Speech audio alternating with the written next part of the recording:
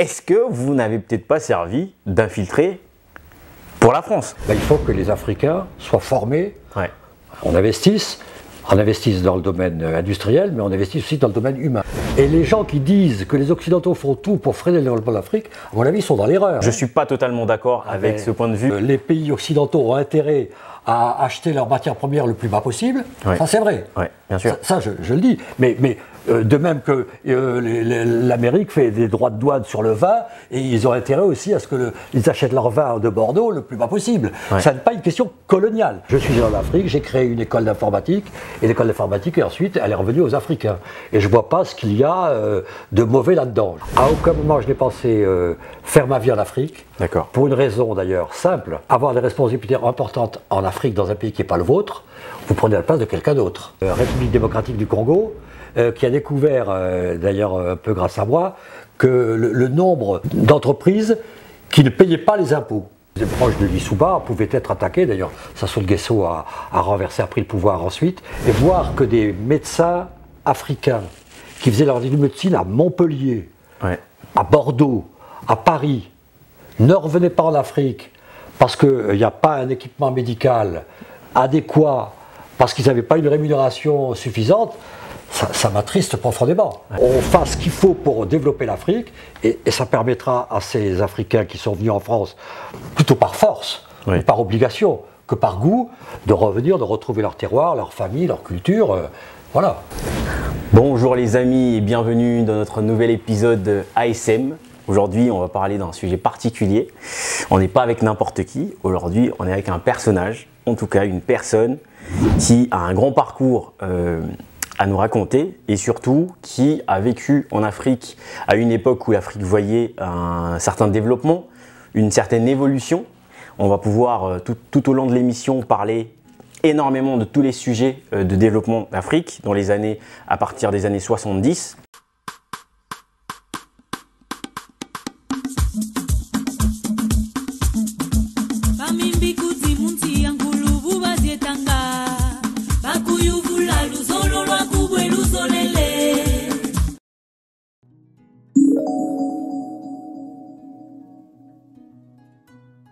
Donc je vous présente Monsieur Ferras, André.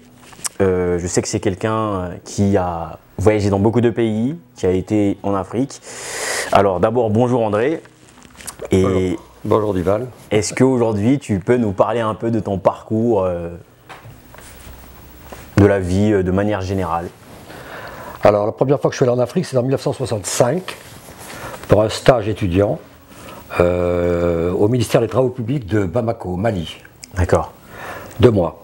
Voilà, pour construire un système d'égout qui permettait à la place du marché de Koulikoro de ne pas être inondé lorsqu'il y avait une averse, paradoxalement. D'accord. J'étais étudiant, Ouais. j'ai continué mes études et à la fin de mes études, mon premier métier a été de m'engager comme fonctionnaire au ministère de la Coopération à Paris. D'accord, on va pouvoir revenir dans les détails dans tout ça, oui. Coopération en Afrique. D'accord. Voilà. Et voilà. Ok. Bah, déjà, moi la première question que je poserai aujourd'hui, c'est quel a été l'élément déclencheur pour le départ jusqu'en Afrique? C'est-à-dire qu'est-ce qui a poussé? Est-ce que c'était une question générationnelle? Est-ce qu'il y avait une action du gouvernement qui faisait que vous devriez, en tout cas les jeunes de cette époque-là, partir en Afrique, ou c'était plutôt une volonté personnelle? Non, c'était plutôt une volonté personnelle. Je pensais que la France avait un devoir de se préoccuper de ce qui se passe dans le reste du monde. Et à l'époque, il y avait une théorie qui s'appelait le cartiérisme, de Raymond Cartier, rédacteur en chef de Paris Match, qui disait plutôt la Corrèze que le Zambèze. Et donc, qui tendait à favoriser outrageusement les investissements en France au détriment de ce qui se passait dans le tiers-monde. Cette théorie m'a beaucoup choqué. Ouais. J'étais scandalisé par ça. D'ailleurs, j'avais écrit à Paris Match et ma réaction avait paru dans le journal. Et je trouvais ça vraiment scandaleux et indigne de la France. Donc ma démarche était simplement de me dire, il y a beaucoup de populations dans le monde entier qui méritent autant que les Français d'être développées, d'être aidées. Ouais. D'où ma démarche d'aller au ministère de la Coopération pour proposer mes services pour y travailler. D'accord. Mais donc du coup, la première découverte, quand tu découvres l'Afrique à cette époque, Tu devais avoir quel âge? Tu étais étudiant, donc tu avais environ la vingtaine. J'avais 24 ans. D'accord. Oui, donc tu étais assez jeune. Est-ce qu'à cette époque, tu étais déjà marié? Est-ce que… Alors, justement, ça a joué. Je me suis marié à 23 ans Oui. et j'ai pensé que ça valait la peine de travailler en Afrique Oui. à un moment où mes enfants seraient en âge en dessous de l'âge de la scolarité. D'accord. Et que ça poserait moins de problèmes de réintégration en France. Parce que D'accord. pour un Français, soit il décide à devenir colon et à faire de l'argent en Afrique, ce n'était pas du tout mon but, et à ce moment-là, il y passe sa vie, Ouais. ou bien il décide, comme je l'ai fait, de consacrer quelques années de sa vie au développement de l'Afrique, Ouais. mais il faut le faire lorsqu'on est jeune marié, parce que le retour en France est toujours difficile. D'accord. Et Voilà. pourquoi difficile? C'est toujours difficile parce qu'on a vécu là-bas, en France on ne vous attend pas, il faut retrouver du boulot en France, Ouais. et c'est pas très simple. Et donc D'accord. j'ai pensé, avec ma femme, que l'éducation des enfants en Afrique c'était facile, c'était simple, c'était même agréable, et il n'y avait pas de problème de scolarisation, et donc j'ai décidé de faire ça au début de ma vie professionnelle. D'accord. Mais est-ce qu'on peut dire aujourd'hui, c'est-à-dire qu'à cette époque-là, l'Afrique, c'était peut-être pas une forme d'Eldorado, mais je dirais, c'est-à-dire que est-ce qu'il y avait une volonté du coup, de se dire, si je vais en Afrique, je vais peut-être beaucoup plus facilement trouver des missions beaucoup plus importantes, en tout cas peut-être des responsabilités un peu plus élevées que si je reste en France dans un environnement où peut-être c'est un peu plus complexe. Non, c'était pas ma motivation. Ma motivation n'était sûrement pas l'argent. Il y a des Français qui sont partis en Afrique pour faire de l'argent. Je n'étais pas du tout dans ce cas-là. Moi, j'étais fonctionnaire, donc j'avais une solde de fonctionnaire. J'étais à l'abri du besoin. Je ne suis pas devenu milliardaire en Afrique, pas du tout, du tout. Et simplement, le but, c'était d'apporter sa pierre au développement de l'Afrique, qui était à l'époque, pour moi, très prometteuse. Donc je me disais, aider ces gens-là un bout de temps. Et le but, c'est d'ailleurs ce qui s'est passé dans mes fonctions de création d'une école, c'était que mon successeur soit africain. Donc le but, c'était de partir, de lancer un projet et de faire en sorte que quand on parte, le projet dure et qu'il soit entre les mains des Africains. D'accord. C'était ça l'idée. Et le ministère de la Coopération, c'était rien d'autre. Oui. Et d'ailleurs, il empochait des gens pour des missions de courte durée. D'accord. Courte durée, je veux dire 5 ans. 5 ans, ok. Un peu les durées, on dira les mandats présidentiels entre guillemets. Enfin, ça fait en règle générale, c'est souvent 5 ans. Donc maintenant, moi, la question que je me pose aujourd'hui, en tout cas, parce que moi, je vois à cette époque-là, il faut quand même rappeler en 65 ou en tout cas les années après, on n'est pas très loin de l'époque indépendance. Donc l'Afrique… on était après l'indépendance. C'est ça. Donc les indépendances, c'était plutôt dans les années 60, 61, ça dépend des pays. Oui. Mais en tout cas, donc on est quand même à une époque où le peuple africain, entre guillemets, réclame en tout cas son indépendance et qu'en même temps, peut-être veut s'ouvrir à un certain développement. Est-ce que la vision des Africains, quand vous y allez, bon, je pense qu'il y avait un certain nombre de jeunes comme toi qui y allaient. Est-ce qu'à cette époque-là, les Africains, ils vous ont bien accueilli ou il y avait peut-être une sorte de révolte de se dire, mais oui, nous on veut être indépendants, pourquoi venez-vous encore dans nos pays? Non, moi j'ai été extrêmement bien accueilli. Les Africains savaient qu'ils avaient besoin de moi parce que je faisais des choses qu'ils ne savaient pas faire dans l'immédiat. Ouais. Et ils savaient que notre but, c'était justement de former des successeurs qui soient africains. Donc j'ai eu aucune sorte de conflit et j'ai été très très bien accueilli. D'ailleurs, je me souviens de contact avec le ministre de l'Éducation nationale du Gabon. Ouais. Le recteur à l'époque de l'université gabonaise, le premier recteur était français. Ensuite, ouais. Il a été un Gabonais, et moi, mon successeur a été un Togolais. D'accord. Et c'était une aide ponctuelle, ouais. Et c'était très sain et très clair. D'accord. Bon, en tout cas, je pense que tout le monde aura compris. Donc, André, quand tu pars en Afrique, c'est plutôt dans le but d'entraider et surtout dans le but de voir une forme de développement. On peut dire que c'était une volonté personnelle de vouloir aider des peuples qui n'avaient pas encore acquis un certain développement.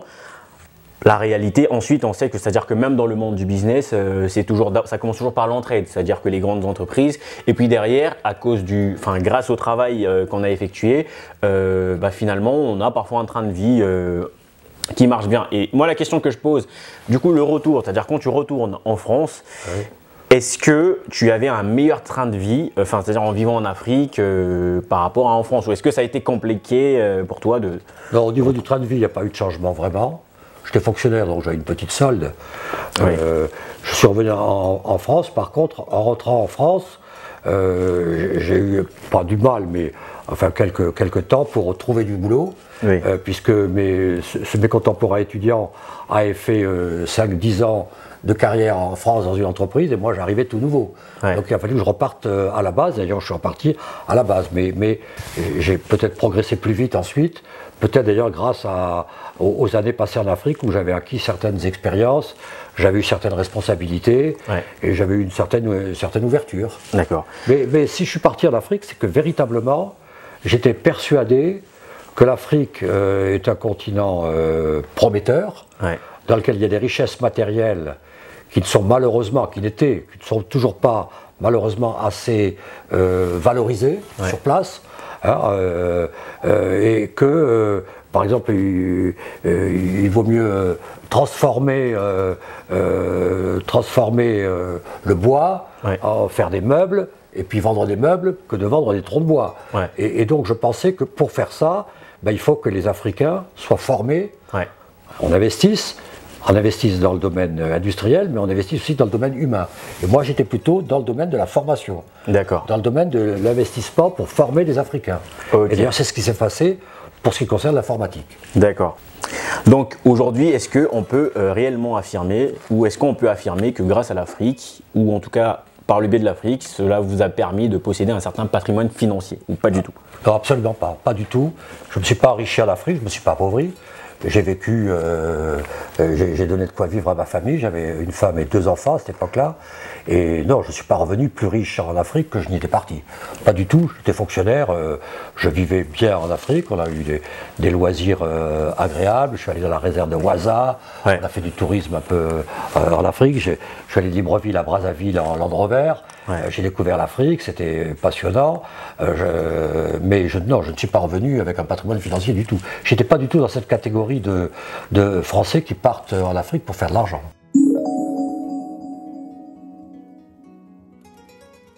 Là, on va parler un peu maintenant de toute la partie un peu technique de tout ça. On va parler un peu des missions. C'est vrai que vous découvrez l'Afrique en 65, comme vous l'avez dit, oui, mais vous y repartez souvent parce que vous avez eu un certain nombre de missions, dans certains pays. On va aussi pouvoir aborder un peu dans tous les pays, notamment le Gabon. Vous avez quand même été au Congo, vous avez été au Mali, comme vous avez dit. Et aujourd'hui, au niveau des missions, alors, vous m'avez déjà dit, vous m'avez parlé du Gabon. Je sais que vous avez été, en tout cas dans l'initiative de la création d'une école d'informatique. Est-ce qu'aujourd'hui, André, tu peux nous donner oui, plus de alors, détails par rapport à ça? Ça a démarré, l'informatique se développer en France, ouais, et se développer en Afrique. Ouais. Et j'étais chargé, j'ai proposé au ministre de faire un audit informatique de la situation en Afrique. Ouais.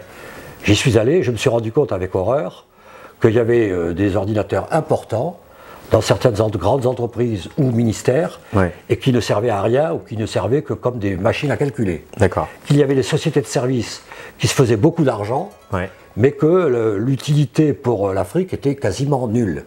Donc j'ai raconté ça à une réunion des ministres des Finances du Tchad, Djamena, qui s'appelait à l'époque Forlamis, c'était en 1970. Et j'ai expliqué que l'informatique était implantée en Afrique et ne servait à rien, et coûtait quand même très cher. Ouais. Et donc la réaction, évidemment, on m'a dit, mais alors qu'est-ce qu'il faut faire? Mais j'ai dit, la première chose à faire, c'est de former les Africains eux-mêmes à utiliser l'informatique, à savoir à quoi ça peut servir. Ouais. Voilà. Et c'est comme ça qu'est née l'idée de créer un institut africain d'informatique, ouais, commun à l'OCAM. Moi, j'étais commun à l'OCAM, c'est-à-dire pour les 18 pays d'Afrique francophone, y compris Madagascar et l'île Maurice, et de créer cet institut pour former des informaticiens et former aussi des utilisateurs d'informatique. Donc on avait 2 sessions, une session d'1 mois pour les dirigeants d'entreprise ou hauts fonctionnaires, pour leur apprendre à quoi sert l'informatique, ouais, et puis surtout pour former des programmeurs, des ingénieurs analystes au développement de l'informatique. Et c'est comme ça qu'est née l'idée de créer un institut africain d'informatique que les chefs d'État ont décidé d'installer à Libreville, Ouais. Mon vœu, c'était plutôt de l'installer à Abidjan ou à Kinshasa, Ouais. parce que je trouvais que c'était une ville qui, du point de vue informatique, donnait plus de ressources, me permettait de voir plus de professeurs praticiens, Ouais. pour des raisons politiques, parce que le Gabon n'avait jamais eu aucun organisme de l'OCAM. Air Afrique était à Abidjan, les PTT, je crois, étaient à Yaoundé. Enfin, chaque pays avait quelque chose, et le Gabon n'avait rien. Et M. Bongo, qui s'appelait à l'époque Albert Bernard Bongo, C'est ça, avant de devenir El Hadj Omar Bongo, quand il est devenu musulman, bien voilà. entendu, oui. Donc c'était en 1971, a obtenu que la création se fasse à Libreville.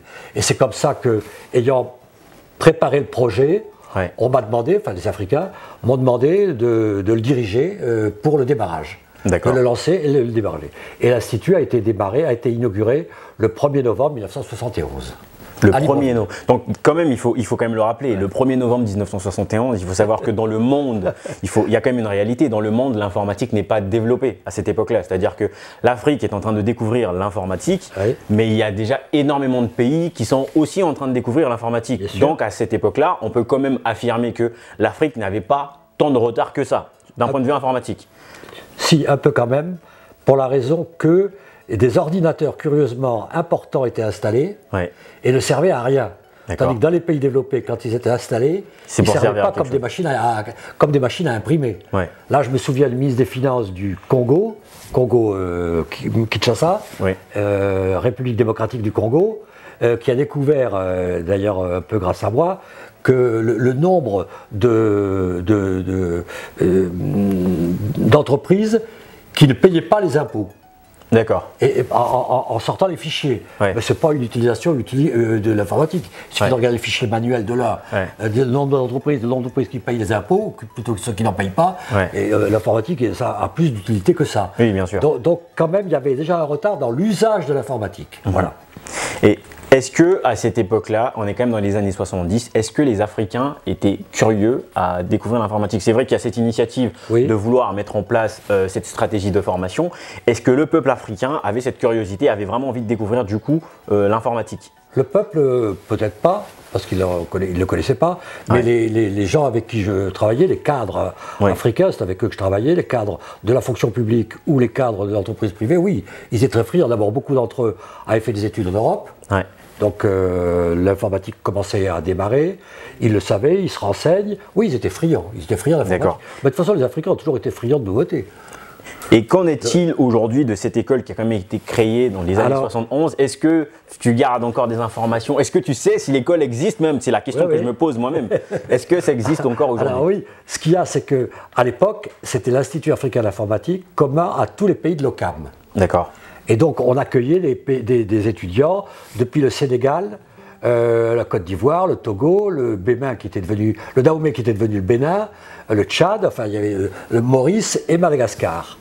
Et puis, du fait de l'éclatement de l'Afrique, Ouais. du nationalisme grimpant, de l'éclatement de l'OCAM, Ouais. qui a disparu. Donc, moi, j'ai été fonctionnaire de l'OCAM. J'étais salarié par l'OCAM. Mon patron était le secrétaire général de l'OCAM, M. Falilou Khan, un Sénégalais qui était le secrétaire général de l'OCAM D'accord. et qui était basé à Yaoundé. Et moi, je rapportais au ministre des Finances du Gabon, qui Oui. était le représentant de l'OCAM local, et ensuite, mon patron, c'était le secrétaire général de l'OCAM. Donc j'étais dans une structure totalement africaine, commune africaine. Et puis, il y a eu des combats, et donc aujourd'hui, pour te répondre, aujourd'hui, l'Institut africain d'informatique, il est devenu gabonais.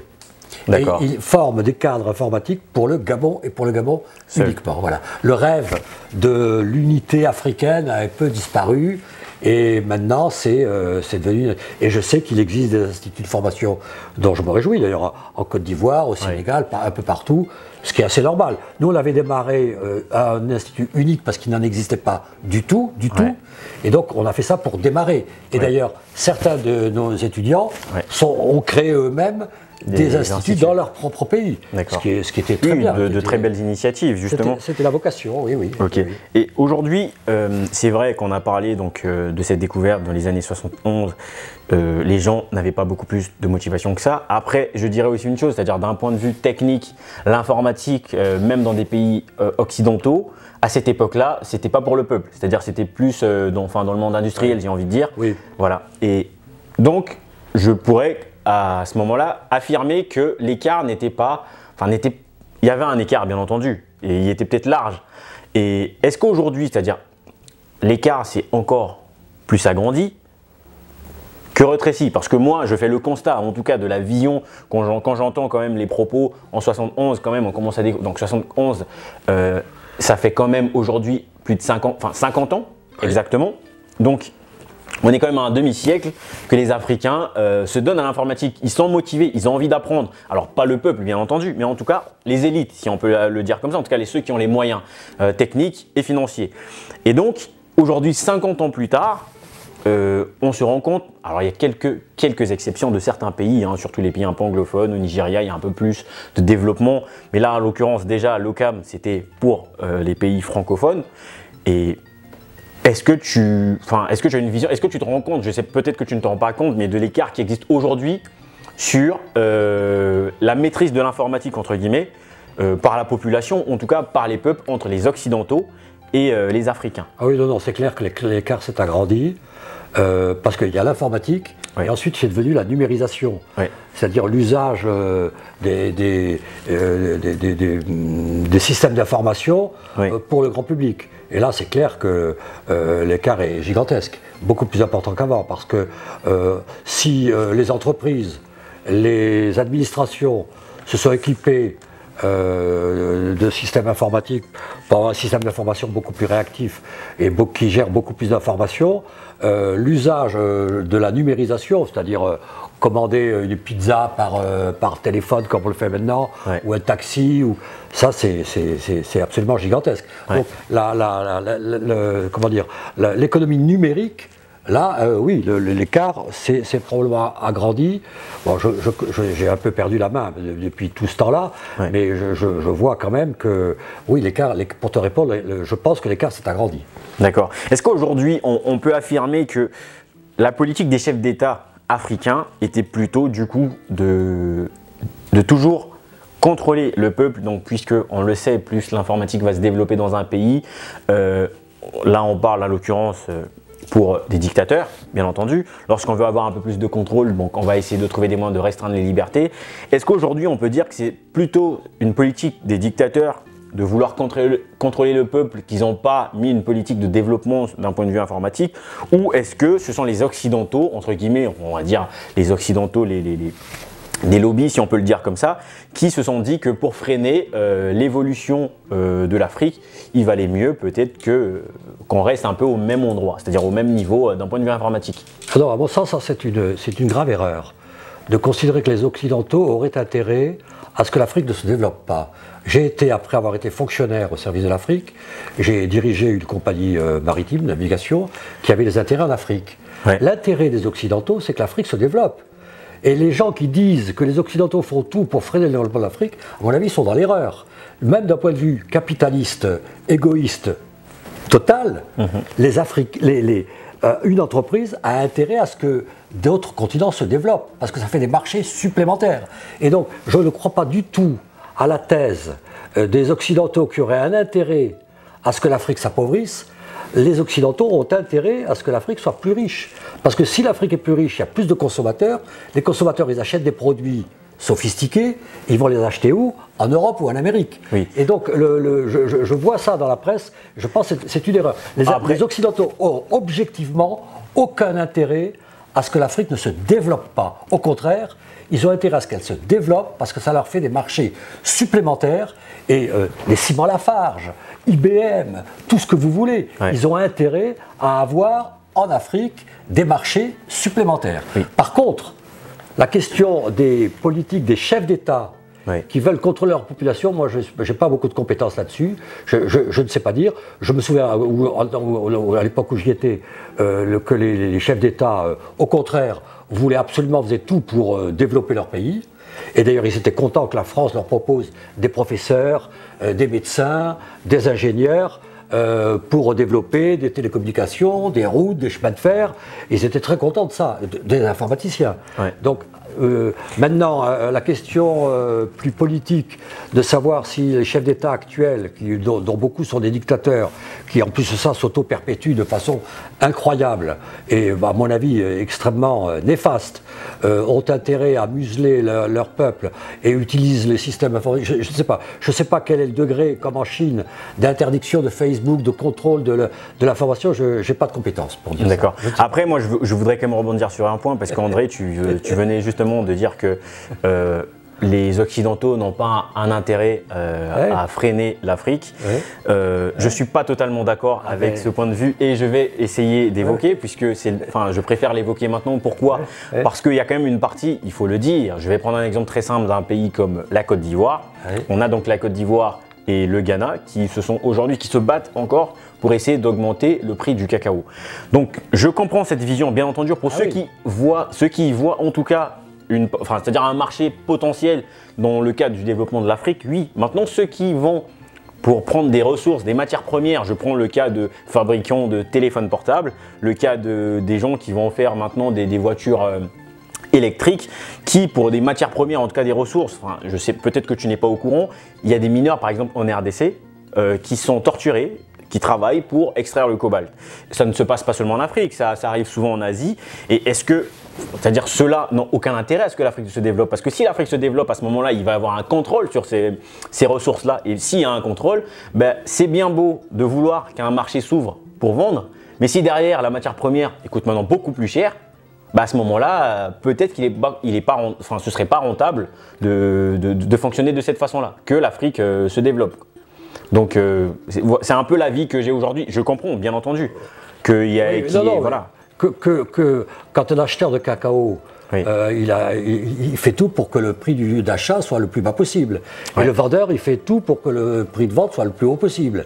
Ça, c'est une question d'acheteur et de vendeur. Mais ce n'est pas une question colonialiste. C'est une question de marché. On peut nier ce qu'a fait l'Afrique, en tout cas, je me souviens, le Congo-Brazzaville, à l'époque où ils étaient très marqués par le marxisme, ça n'a pas produit de très très bons effets. Le Cameroun, qui était beaucoup plus libéral avec une développement, le Nigeria et la Côte d'Ivoire, qui était beaucoup plus ouvert au marché, ils ont laissé jouer le marché, ils se sont beaucoup mieux développés. Et moi, je ne fais pas de politique ou d'économie, je constate simplement que là où les entreprises avaient la fixation libre de leur prix, le pays s'est beaucoup plus vite développé que dans les pays où les prix étaient bloqués, où le plan était décidé par le ministère du Plan. Je pense à la Russie, je pense au Congo, à la République populaire du Congo, et ces pays-là se sont beaucoup moins développés. C'est un fait avéré. On peut, pour des raisons idéologiques, le nier. Oui. Je le reconnais. Mais en tout cas, on ne peut pas, pour des raisons économiques, faire autre chose que de le constater. Alors maintenant, tu dis effectivement, les pays occidentaux ont intérêt à acheter leurs matières premières le plus bas possible. Ça, c'est vrai. Bien sûr. Ça, je le dis. Mais de même que l'Amérique fait des droits de douane sur le vin, et ils ont intérêt aussi à ce qu'ils achètent leur vin de Bordeaux le plus bas possible. Ça n'est pas une question coloniale, c'est une question d'acheteur-vendeur. C'est très très différent. Alors, deuxièmement, tu soulèves un point fondamental, effectivement, c'est la valorisation. Là, tu as raison. Tu as beaucoup de secteurs industriels qui ont intérêt à ce que l'Afrique n'investisse pas dans des transformations de leurs matières premières, parce qu'eux le font déjà, et ils deviendraient concurrents. Ça, c'est vrai. Ça, c'est vrai.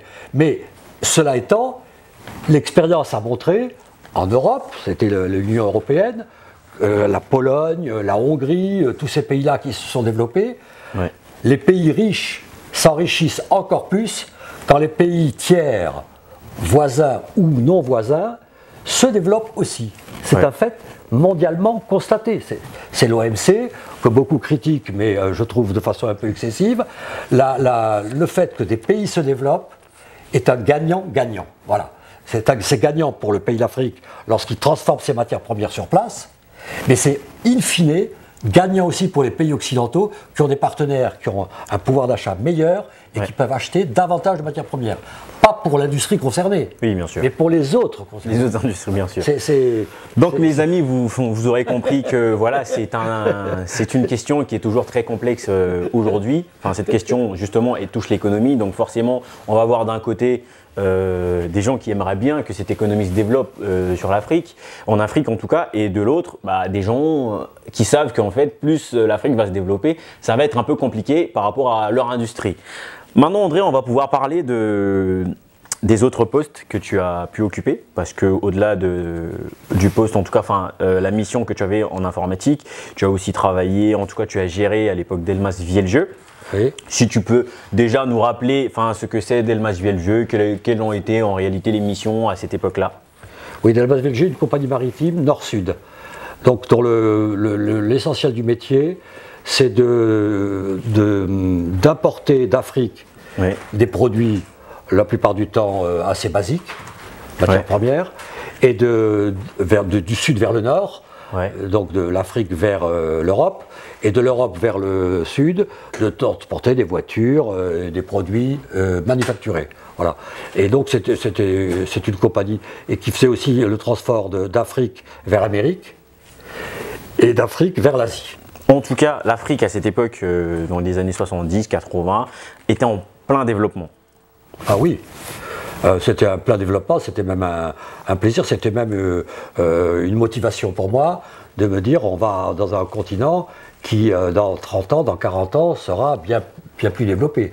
C'était, c'était plein d'espoir. Oui, alors c'est vrai André, tu nous as parlé de ta volonté d'aller en Afrique, de développer tout ça, mais bon, les gens qui regardent se disent, mais la réalité c'est qu'André, il est français, il a tout intérêt à défendre la France. Aujourd'hui, moi la question que je pose André, dites-nous, en tout cas dites aux téléspectateurs, est-ce que vous n'avez peut-être pas servi d'infiltré pour la France?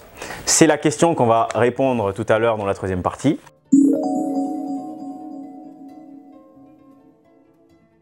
Les téléspectateurs veulent savoir, c'est bien, vous défendez la France, c'est normal. Moi, je suis africain, je défendrai toujours les intérêts de l'Afrique. Après, ça n'empêche pas que je sois droit. C'est-à-dire qu'à partir du moment où je sais que, par exemple, l'Afrique a sa part de responsabilité, et ça, je le reconnais. Maintenant, aujourd'hui, les gens se posent la question, est-ce que André n'est pas simplement un infiltré, voilà, qui arrive en Afrique, envoyé par la France pour voir un peu comment tout ça fonctionnait, et puis pour pouvoir maîtriser encore un peu plus les Africains? Alors ça, c'est pas du tout le cas. D'abord, quand je suis revenu d'Afrique, jamais personne ne m'a questionné, ne m'a demandé des informations plus ou moins secrètes sur l'Afrique. J'y suis allé tout simplement pour rendre un service. Et une société de service qui rend un service chez un client, eh ben, elle rend un service au client. Le client est content parce qu'on lui rend le service et en plus la société est payée. Là c'est pareil, il y avait une aide au développement, il y avait un certain budget qui était consacré dans le cadre du budget français à l'aide au développement, dont le ministère de la Coopération était le principal levier. Et donc j'ai été un rouage là-dedans. Je suis allé en Afrique, j'ai créé une école d'informatique, et l'école d'informatique, ensuite, elle est revenue aux Africains.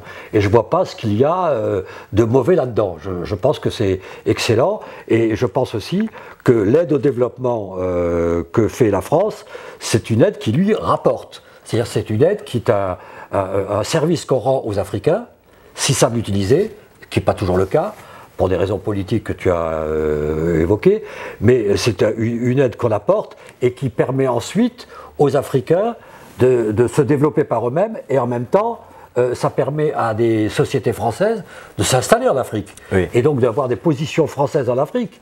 Mais c'est un deal gagnant-gagnant.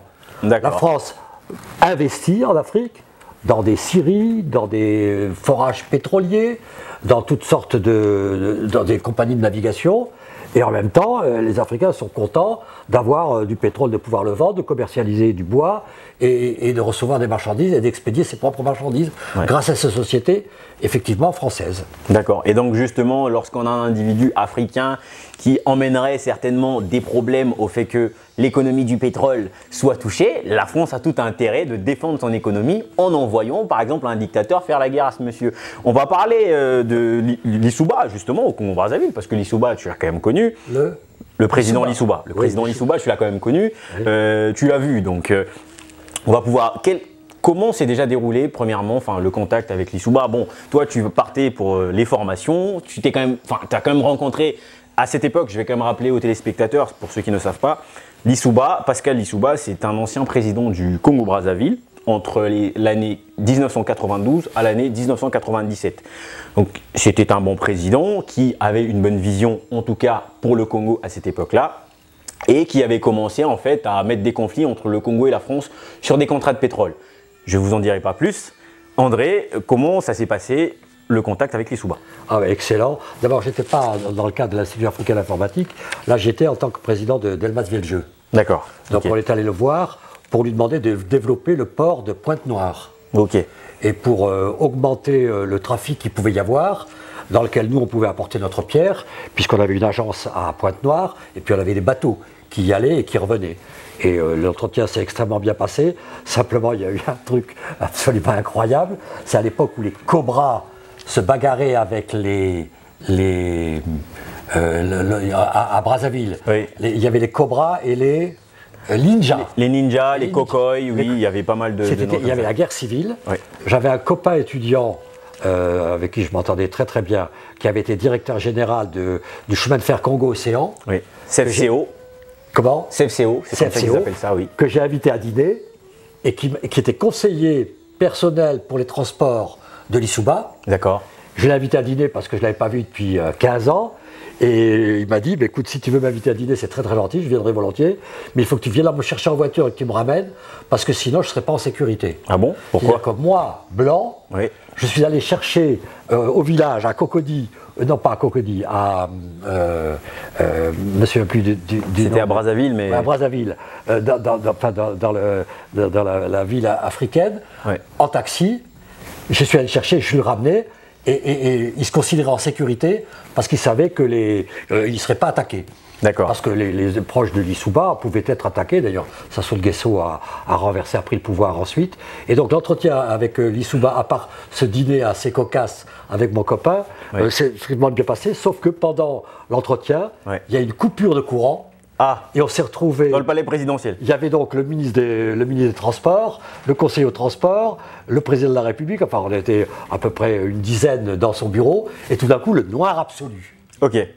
Et là, le président Lissouba, de sa voix grave, c'était un biologiste, oui, assez imposant, nous a dit « Ne vous inquiétez pas, c'est simplement une coupure de courant. » Mais être dans un palais présidentiel, tout en noir, voire rien du tout, et il a dit « Je pense que le groupe électrogène va redémarrer. » Et le groupe électrogène de secours de la présidence a effectivement redémarré, et l'entretien a pu se poursuivre et se terminer normalement. C'était assez incroyable. Oui. Et donc il nous a reçus très très...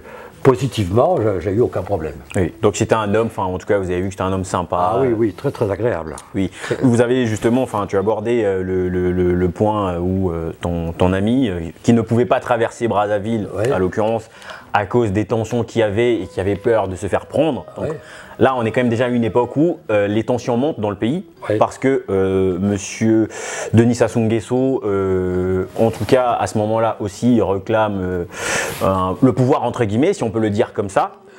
Et donc, moi la question que je pose, c'est-à-dire pourquoi simplement c'est à partir du moment où monsieur Lissouba prend la décision, en tout cas, de changer des contrats au niveau des marchés du pétrole. C'est ce qu'on connaît de l'histoire. C'est une époque que je n'ai pas vraiment vécue, donc je ne l'ai pas vécue moi humainement, parce qu'à cette époque, j'étais enfant.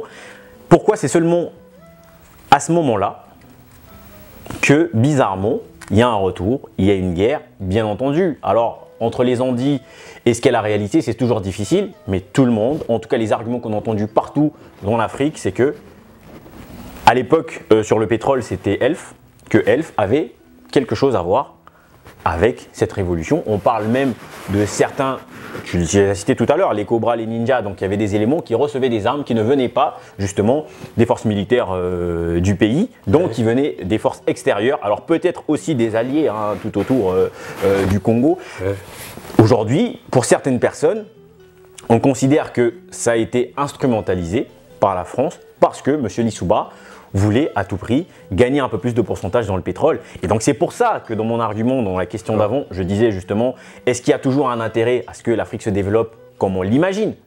Alors pour des individus qui ont créé des entreprises de gauche à droite, pour certains, s'il n'y a pas un grand intérêt de matières premières, bien sûr, ce sera encore un marché qui sera ouvert. Ensuite, pour le système politique, est-ce qu'il y a un grand intérêt par rapport à ça? Oui. D'abord, sur la fin de l'Issouba, le remplacement de Nguesso, je n'ai pas l'information. Je ne sais pas du tout si la France est intervenue d'une façon ou d'une autre en faveur de Sassou Nguesso. Je n'en sais vraiment rien. Ce que je sais en tout cas, c'est que chaque fois qu'un pays est en guerre, c'est très très mauvais pour les Africains qui en sont victimes. Oui, bien sûr. Mais c'est très très mauvais aussi pour les Occidentaux. Parce qu'on ne peut plus travailler, les entreprises s'arrêtent, on ne peut plus extraire le pétrole, on ne peut plus rien faire. Et donc, je pense à la Côte d'Ivoire notamment, avec les problèmes qu'il y a eu du temps de Ouattara et Gbagbo. Oui, c'est très mauvais, j'allais dire, pour le business. Donc, dire que le business a un intérêt à fomenter des guerres, non, je ne pense pas. Je pense que c'est tout le contraire. Alors, effectivement, si tel ou tel chef d'État désire avoir une plus grande partie c'est une négociation, mais je ne pense pas que ce soit l'intérêt de la France de régler ce problème par des conflits militaires. Parce que les pertes qui sont générées par ça sont sans commune mesure avec le résultat d'une négociation pacifique. Moi, je ne crois pas du tout, mais pas du tout, à la thèse selon laquelle la guerre est un moyen de se faire plus d'argent. Je constate que la guerre détruit de la valeur, ça détruit les entreprises, ça détruit les économies, et in fine, c'est mauvais pour tout le monde. Voilà. Maintenant, que la guerre soit conditionnée par des enjeux de pouvoir diriger, de pouvoir mettre ses copains à la tête des entreprises, ça sûrement. L'histoire en est pleine. En Europe, comme en Afrique, comme partout. Mais que les entreprises aient intérêt à avoir des conflits armés, sûrement pas. C'est tout le contraire. Parce que même lorsqu'on est dans un pays, je pense quand c'était la République populaire du Congo, où il y avait des Russes qui étaient partout, l'hôpital et tout, moi je me souviens, j'y étais à ce moment-là, les entreprises françaises continuaient à travailler, et à bien travailler. Et c'était avec des Russes qui n'étaient pas forcément très très favorables au capitalisme. Et je crois pas. Je pense qu'on fait souvent des erreurs d'intention, comme je le disais tout à l'heure sur le sujet précédent. La France n'a aucun intérêt à provoquer des guerres. D'accord. Mais je pense qu'en tout cas les téléspectateurs auront compris que la France n'a aucun intérêt à provoquer des guerres. Alors je sais que les gens vont dire c'est du n'importe. Beaucoup de gens vont bouder parce que les Africains ont une vision des choses comme ça. Après il y a aussi certainement le vécu qui fait que beaucoup de gens pensent de cette façon-là. Mais on va laisser ce sujet qui, j'imagine, bouge le cœur des gens. On va plutôt parler du coup de manière générale, de manière globale surtout, sur toutes les visites que tu effectues en Afrique. Aujourd'hui, combien de pays as-tu visité? Est-ce que tu as une idée du nombre que ça représente en Afrique? Une vingtaine. Une vingtaine, d'accord. Et toujours un peu plus, parce que je suis allé récemment, là c'est pour des raisons d'intérêt culturel personnel en Éthiopie. Oui, un peu, 25, disons. 25. Je suis allé en Afrique du Sud aussi, parce que l'histoire de l'apartheid m'intéressait, et je suis allé là-bas, j'ai été effrayé par ce qui se passait du temps de l'apartheid, j'ai appris pas mal de choses. Mais c'était un intérêt personnel, qui n'était pas du tout économique, là, professionnel. D'accord. Bon, moi, ça me fait un peu honte, concrètement, 25. Parce que, bon, moi, je suis africain, je n'ai pas visité 25 pays africains, bien entendu. Donc, c'est un peu gênant pour moi aujourd'hui. Pourquoi je dis un peu gênant? Alors, c'est vrai qu'il y a toujours la disponibilité, bien entendu, et la volonté. Donc, peut-être qu'avant, il y a un manque de volonté, un manque de moyens.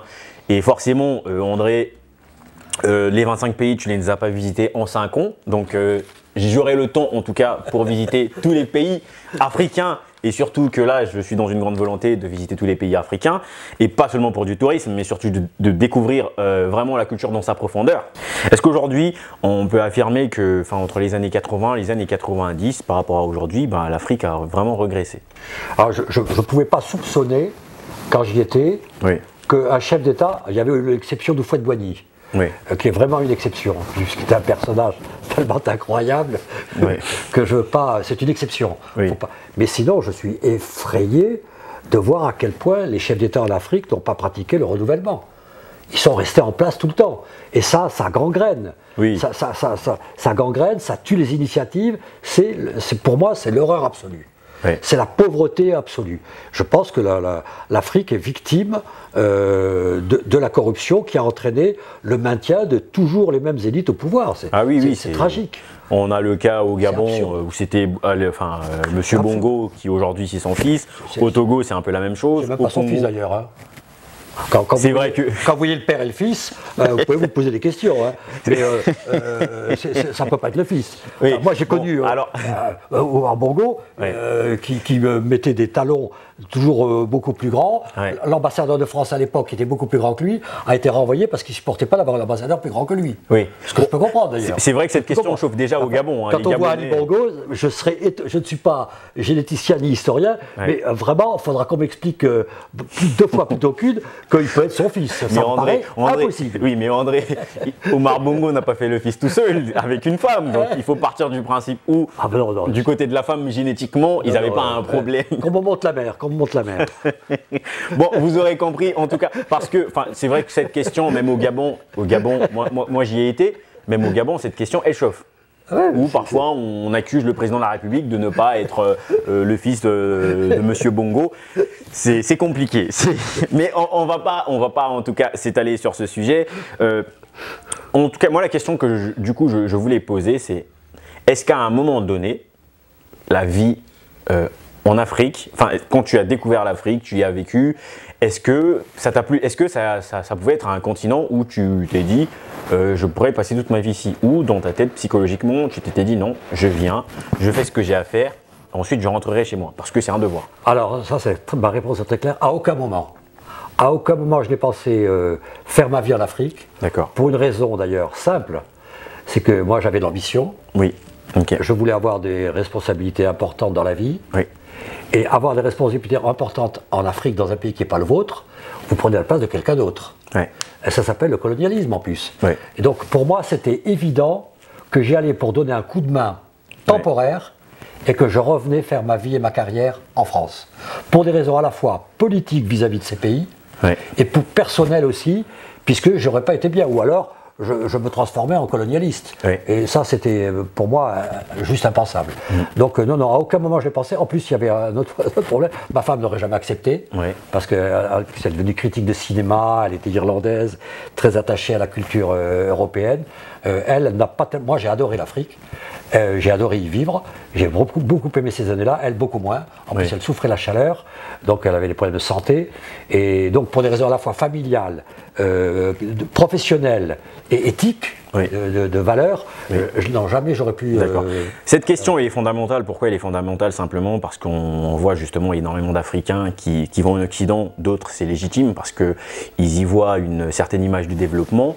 Et moi, quand j'entends ta réponse, André, donc je vois quelqu'un qui va en Afrique parce que tu y es parti avec une volonté, mais tu savais que tu partais pour une mission, pour faire ce que tu avais à faire, et ensuite pour rentrer chez toi parce que tu voulais acquérir plus de responsabilités, plus d'apaisement, j'imagine, même pour la culture de tes enfants, tout ce qu'il y a autour de l'environnement. Pourquoi je pose cette question? C'est qu'est-ce que tu penses aujourd'hui des jeunes Africains qui vont en Occident quand c'est légitime, parce qu'il n'y a pas peut-être de moyens pour survivre en Afrique, et lorsqu'ils arrivent en Occident, ils oublient l'Afrique. Est-ce que pour toi, ils sont en partie responsables aussi du non-développement de l'Afrique? Non, je pense pas. Je me garderais bien de dire qu'ils sont responsables parce qu'ils sont plutôt victimes. S'ils sont partis, s'ils ont quitté l'Afrique, c'est que l'Afrique ne leur donnait pas ce qu'ils avaient envie de trouver. Donc ils ne sont absolument pas responsables, ils sont victimes. En plus, il y a de la place pour tout le monde en Europe. Et donc, moi je vois des Africains qui ont des responsabilités superbes dans des grandes banques, je vois je trouve ça très bien. Mais maintenant, s'ils s'intègrent en France, s'ils y sont heureux, qu'ils y restent, c'est leur choix.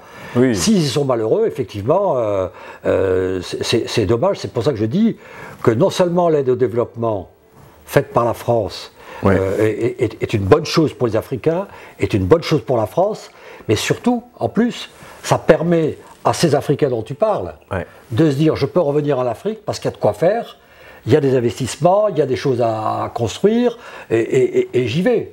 Voir un jeune médecin, moi j'avais été à Lambaréné voir le docteur Schweitzer à Lambaréné, là, à l'époque. Enfin, c'était extraordinaire.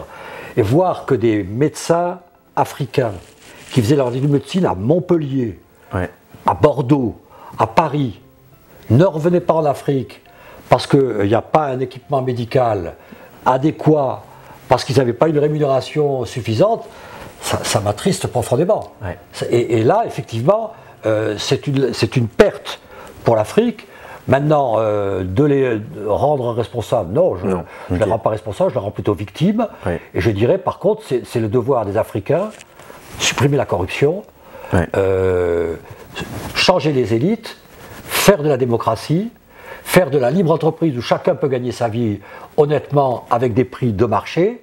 Voilà, moi je ne suis pas pour une économie dirigée, tu l'as compris, puisque je constate que les pays qui ont des économies dirigées sont les plus pauvres. Je reviens, je suis allé à Haïti, c'est l'horreur, à Cuba, n'en parlons pas.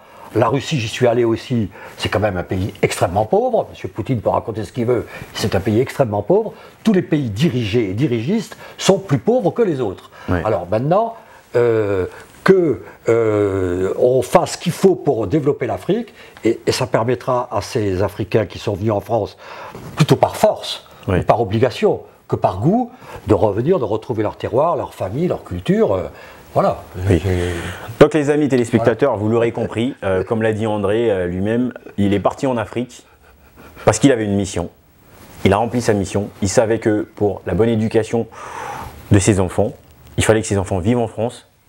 Pour qu'ils aient cet attachement à leur pays, il y avait ce besoin que ses enfants vivent en France parce qu'il avait aussi des ambitions dans son pays. Ce message, c'est pour tous les frères africains qui vont en Occident, qui réussissent. Je parlerai pour ceux qui réussissent, puisqu'il y en a qui ne réussissent pas forcément, qui sont dans des conditions de vie compliquées, où c'est plus intéressant de rester en Europe plutôt qu'aller en Afrique pour aller souffrir un peu plus. Donc, ce message, c'est surtout pour dire que, comme l'a dit André, c'est une question d'éthique aussi. Donc on voit tout de suite cet attachement à sa patrie, cet attachement à son peuple, à son environnement. J'espère que certains Africains, comme moi d'ailleurs, ont cet attachement à leur environnement et envisagent de rentrer en Afrique parce que vous l'aurez compris, l'Afrique ne sera pas développée par ces chefs d'État qui nous matraquent jour et nuit. L'Afrique sera développée par vous et moi si on se bouge. Et donc vous savez ce qu'il vous reste à faire. André, j'ai une dernière petite question de notre émission, c'est de te demander qu'est-ce qui t'a plu en Afrique? L'humanité. J'ai été vraiment enthousiasmé. J'ai rencontré des Africains chaleureux, humains. Par exemple, il y a une chose que je dis souvent, le terme de vieux con en Afrique, ça n'existe pas. Si on est vieux, c'est qu'on est assez malin pour avoir passé entre les gouttes de la maladie, parce qu'on meurt très jeune. Et donc, pour un Africain, un vieux, c'est un sage. C'est un vieux sage. En France, dès que tu es vieux, tu es un vieux con. Et tu es bon à jeter. En Afrique, c'est tout le contraire. Et donc, ce que j'ai apprécié de plus en Afrique, c'est les valeurs profondément humaines, de fraternité, de solidarité. J'ai des exemples multiples d'Africains qui sont entraînés, qui étaient beaucoup, beaucoup plus pauvres que moi, et qui aidaient beaucoup plus leurs compatriotes que moi. Et donc, c'est essentiellement ça que j'ai apprécié chez les Africains. Voilà. Dans l'Afrique, en fait, ce que j'ai aimé, c'est les Africains. D'accord. Comme vous l'avez entendu, le peuple africain est un peuple généreux, qui vit dans la fraternité, contrairement à ce que disent certains Africains, que nous ne sommes pas généreux, qu'on ne s'entraide pas. En réalité, nous sommes un peuple généreux. Donc, il ne faut jamais prendre les petites particularités pour la généralité. Les amis, je vous dis, aujourd'hui, nous sommes arrivés au terme de notre émission. On se retrouve pour le nouvel épisode. À très bientôt. Les amis, je vous dis au revoir.